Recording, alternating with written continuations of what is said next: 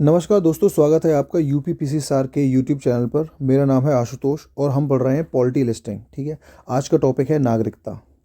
नागरिकता जो दी गई है वो दी गई है भाग 2 में, अनुच्छेद 5 से 11। कैसी नागरिकता है भारत में? एकल नागरिकता है। एकल नागरिकता की अवधारणा कहाँ से ली गई है? ब्रिटेन से ली गई है। अनुच्छेद 11 क्या है? संसद को नागरिकता के संबंध में विधि बनाने का अधिकार या शक्ति प्राप्त है। संसद द्वारा भारतीय नागरिकता अधिनियम 1955 में पारित किया गया। भारतीय नागरिकता 5 प्रकार से प्राप्त की जा सकती है। ठीक, पहली जन्म से, दूसरी वंश परंपरा से, जैसे कि आपके घर वाले अगर यहाँ के नागरिक तो आप भी हो जाएंगे। ठीक है, पंजीकरण से।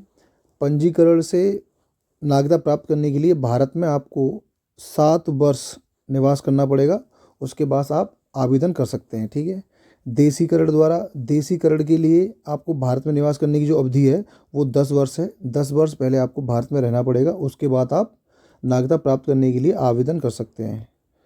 और 5वां है अर्जित भूमि के समामेलन से। जैसे कोई नया देश अगर भारत उस पर आक्रमण करके उसे अपने अंदर कब्जा ले तो जो वहाँ के जो नागरिक होंगे वो ऑटोमेटिक भारत के नागरिक हो जाएंगे।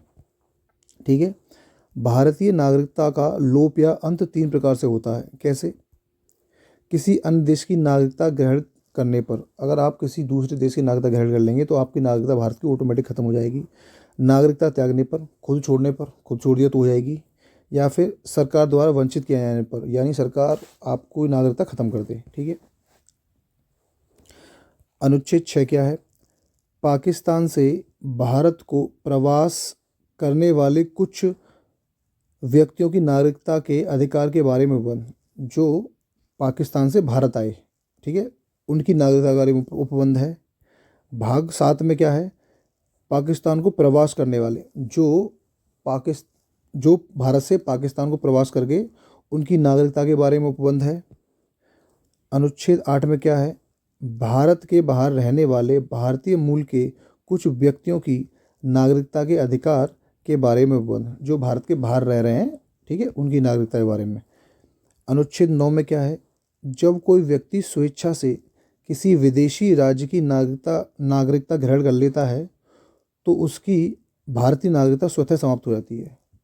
अगर मैंने अमेरिका की नागरिकता ले ली है तो मेरी भारतीय नागरिकता ऑटोमेटिक ख़त्म हो जाएगी। ठीक है, नेक्स्ट है प्रवासी भारतीय, एनआरआई की संकल्पना क्या होती है? ये पहले तो कब आई है? 2005 में आई, नागरिकता संशोधन अधिनियम 2005 द्वारा। ठीक है, क्या है?